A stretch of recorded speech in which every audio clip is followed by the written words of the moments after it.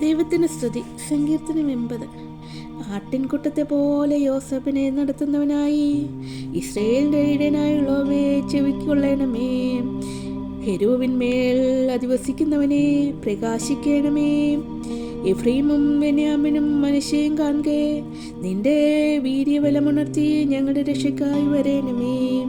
ദൈവമേ, ഞങ്ങളെ യഥാസ്ഥാനപ്പെടുത്തണമേ. ഞങ്ങൾ രക്ഷപ്പെടേണ്ടതിന് തിരുമുഖം പ്രകാശിപ്പിക്കണമേ. സൈന്യങ്ങളുടെ ദൈവമായ യഹോവേ, നീ നിന്റെ ജനത്തിന്റെ പ്രാർത്ഥനയെ നേരെ എത്രത്തോളം കോപിക്കും. നീ അവർക്ക് കണ്ണുനീരിന്റെ അപ്പം തിന്മാൻ കൊടുത്തിരിക്കുന്നു. അനവധി കണ്ണുനീർ അവർക്ക് കുടിപ്പാനും കൊടുത്തിരിക്കുന്നു. നീ ഞങ്ങളെ ഞങ്ങളുടെ അയൽക്കാർക്ക് വഴക്കാക്കി തീർത്തിരിക്കുന്നു. ഞങ്ങളുടെ ശത്രുക്കൾ തമ്മിൽ പറഞ്ഞ് പരിഹസിക്കുന്നു. സൈന്യങ്ങളുടെ ദൈവമേ, ഞങ്ങളെ യഥാസ്ഥാനപ്പെടുത്തണമേ.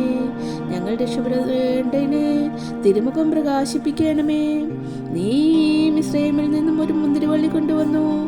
ജാതികളെ നീക്കി കളഞ്ഞു, അതിനെ നട്ടു. നീ അതിന് തടമെടുത്തു. അത് വേരൂന്നി ദേശത്ത് പടർന്നു. അതിൻ്റെ നിഴൽ കൊണ്ട് പർവ്വതങ്ങൾ മൂടിയിരുന്നു. അതിൻ്റെ കൊമ്പുകൾ ദിവ്യദാരുക്കൾ പോലെയുമായിരുന്നു. അത് കൊമ്പുകളെ സമുദ്രം വരെയും ചില്ലകളെ നദി വരെയും നീട്ടിയിരുന്നു. വഴി പോകുന്നവരൊക്കെയും അതിനെ പറിപ്പാൻ തക്കവണ്ണം നീ അതിൻ്റെ വേലികളെ പൊളിച്ചു കളഞ്ഞത് എന്ത്? കാട്ടുപന്നി അതിനെ മാന്തിക്കളയുന്നു. വയലിലെ മൃഗങ്ങൾ അത് തിന്നുകളയുന്നു. സൈന്യങ്ങളുടെ ദൈവമേ, തിരിഞ്ഞു വരേണമേ. സ്വർഗത്തിൽ നിന്നും നോക്കി കടാശിച്ച് ഈ മുന്തിരിവള്ളിയെ സന്ദർശിക്കണമേ. നിന്റെ വലം കൈ നട്ടിരിക്കുന്നതിനെയും നീ നിനക്കായി വളർത്തിയ തൈയെയും പാലിക്കണമേ. അതിനെ തീവച്ചു ചുടുകയും വെട്ടിക്കളയുകയും ചെയ്തിരിക്കുന്നു. നിന്റെ മുഖത്തിന്റെ ഭർസനത്താൽ അവർ നശിച്ചു പോകുന്നു. നിന്റെ കൈ നിന്റെ വലത്ത് ഭാഗത്ത് പുരുഷന്റെ മേലും നീ നിനക്കായി വളർത്തിയ മനുഷ്യപുത്രന്റെ മേലും ഇരിക്കട്ടെ.